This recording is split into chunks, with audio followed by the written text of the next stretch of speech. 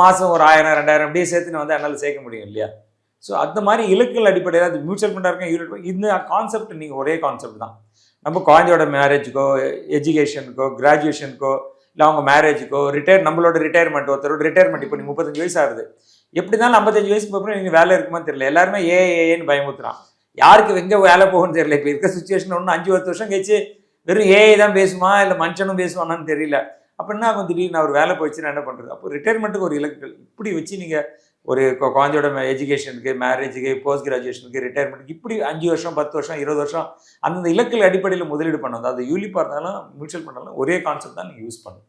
அப்போ தான் வெல்த்தை கிரியேட் பண்ண முடியும். இப்போ யூலிப் என்ன சார் பெனிஃபிட்? ஏன்னா மியூச்சுவல் ஃபண்ட்னா வெறும் இன்வெஸ்ட்மெண்ட் மட்டும் தான், அதில் இன்சூரன்ஸும் சேர்ந்து இருக்கிறது தான் அதான் பெனிஃபிட்ஸ். வேறு ஆப்ஷன் கிடையாது. இன்சூரன்ஸ் சேர்ந்து இருக்கிறதுனால ஒரு பெனிஃபிட்.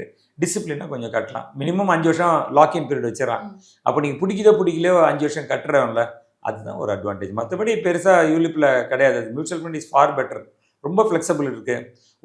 ஒரு இன்வெஸ்ட்மெண்ட்டு இன்னொரு இன்வெஸ்ட்மெண்ட் ஜம்ப் பண்ணிடலாம். நான் சொன்ன மாதிரி HDFCலேருந்து ஐசிஐசிலேருந்து மகேந்திராவோ யூடிஐயோ எங்கே வேணால் மாறலாம். குவான்ட் நிறைய பேருக்கு பிடிச்சது குவான்ட் எங்கே ஒன்று மாறலாம். ஆனால் ஒரு கம்பெனியில் இன்னொரு கம்பெனி பண்ணி உள்ளுக்குள்ளேயே மாறலாம். யூலிப்லனா லார்ஜ் கேப் இருக்கும், மிட் கேப் இருக்கும், small cap, multi cap, flexi cap உள்ளுக்குள்ளேயே இருக்கும். அங்கேருந்து அந்த ப்ரீமியம் டிரெக்ஷன் சார்ஜ்னு சொல்கிறாங்களே, அடுத்த வருஷம் ப்ரீமியம் கட்டுவோம் பார்க்கலாம்.